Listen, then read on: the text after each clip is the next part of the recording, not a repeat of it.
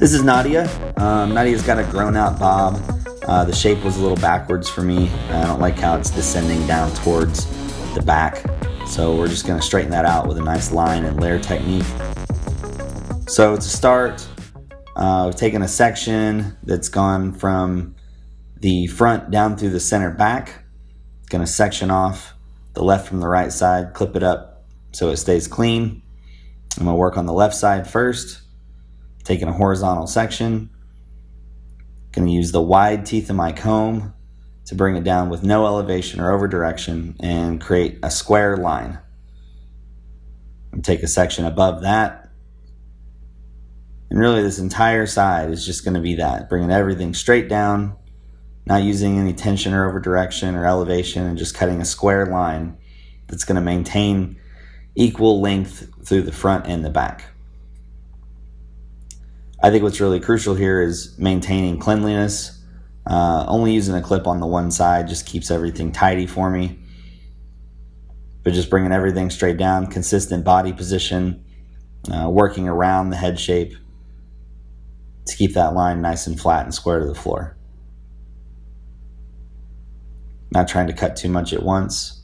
Cut a little bit and move a little bit further to the left, and then just repeat that process over and over again.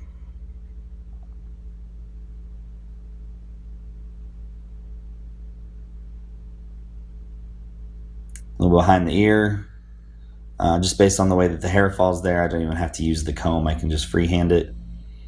It's an option that you can do when cutting something like this. You can use the comb or freehand. It really just depends on the outcome that you want. So above the ear, just tapping, releasing a little bit of the tension so I don't get a jump in the line when I move into the front. All of those little excess hairs can be removed in refinement at the end. Just checking the line, make sure it's clean, working my way around from the back into the front. Tilting the head away from me allows me to see the line a little bit better. Just tapping above the ear and continuing along the line, keeping my hands and comb parallel to the floor. Kind of comb it down and check it, clean up any excess hairs.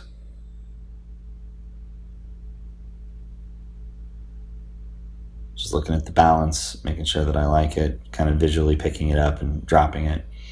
So when I work to the other side, same thing, dropping a horizontal section, using the wide teeth of the comb. Obviously the difference here is that I'm working from the front to the back as far as the way that my scissors go, but I'm still working really small sections, kind of incrementally working from the middle out to the outside so it maintains consistency throughout both sides of the haircut.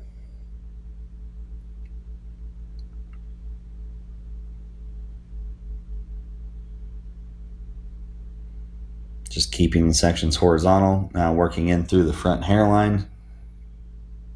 So bringing that section all the way from the middle back all the way to the front, clipping up any hair that I'm not going to use just to make sure that it's nice and clean for me.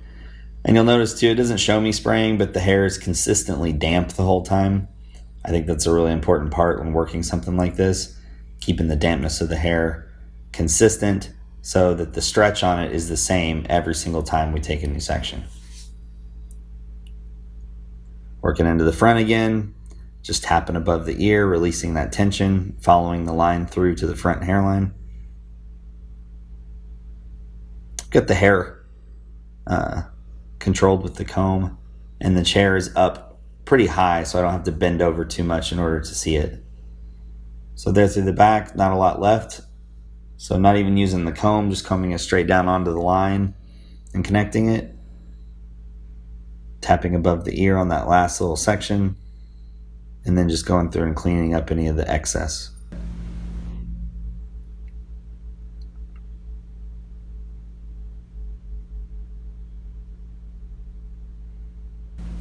Checking the balance, just lifting the hair. There you can kind of see the general shape that we're putting in wet.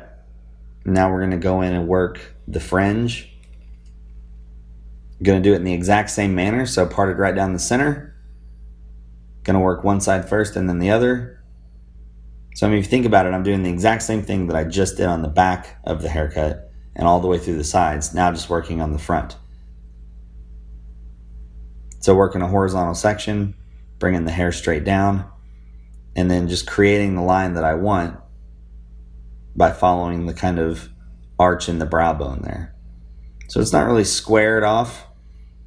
It's kind of rounded. It's a little bit longer through the center.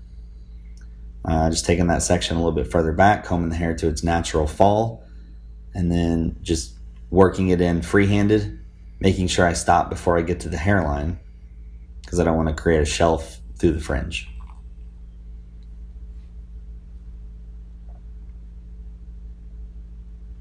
I like this way of doing it versus doing a little triangle in the middle of the fringe and then working your way out, because I feel like you get to get all the way to the edge of the hairline and see exactly where you need to stop versus kind of adding a little bit more to it every time.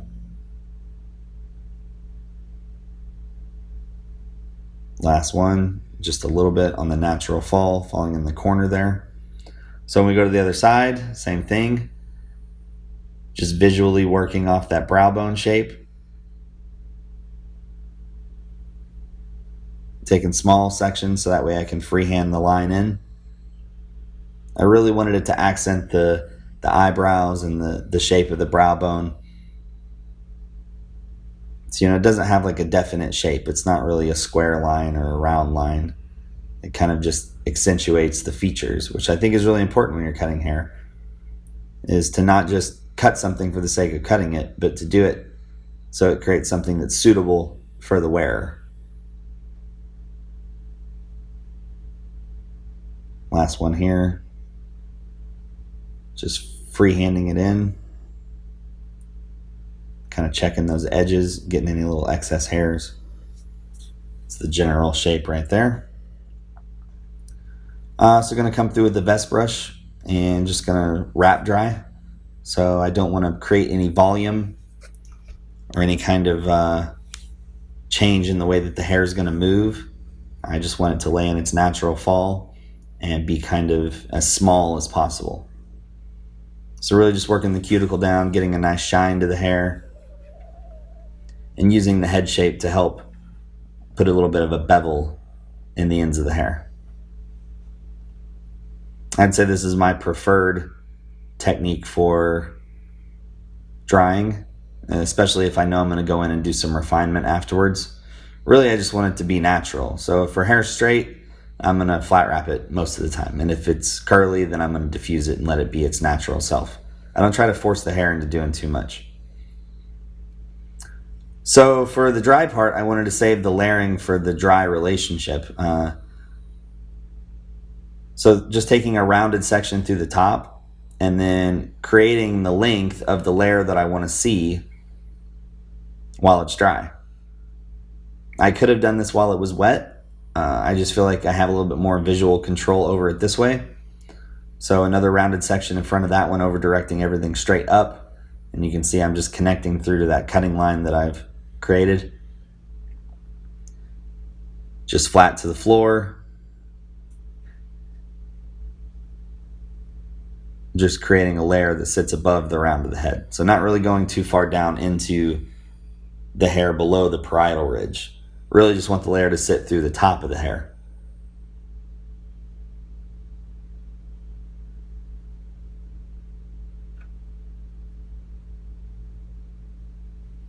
So it's definitely a more visual way of working, but I'm still being very technical in my approach. Just working side to side. Always elevating the hair straight up, wanting to remove the maximum amount of weight through those heavy parts. And then just going through and point cutting just to kind of soften the line that I've created.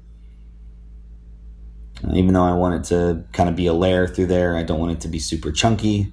So just coming in and point cutting a little bit just to diffuse the line out slightly will help create this kind of modern approach to this haircut. It's very much a line and a one length with a nice layer on top of it.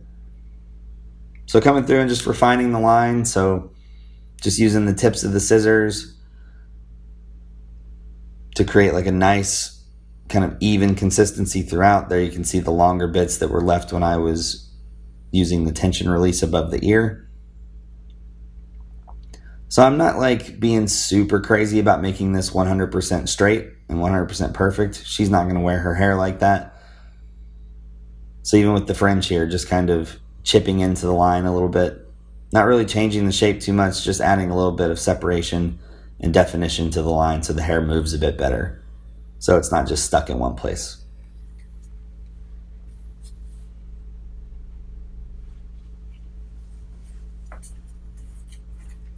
Here's kind of the finished look, just spraying a little bit of the Privé texture spray into it. Kind of moving the hair around, seeing if I see any spots where it falls that it doesn't really look good. I like to kind of mess the hair up and put it in weird positions so that way I can see no matter what happens, it'll always look nice. But just adding that spray and going in there, kind of breaking up some of the texture, just piecing it out.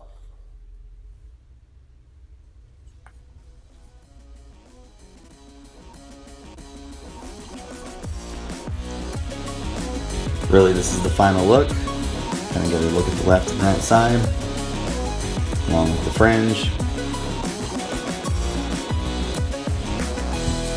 Hope you guys like it.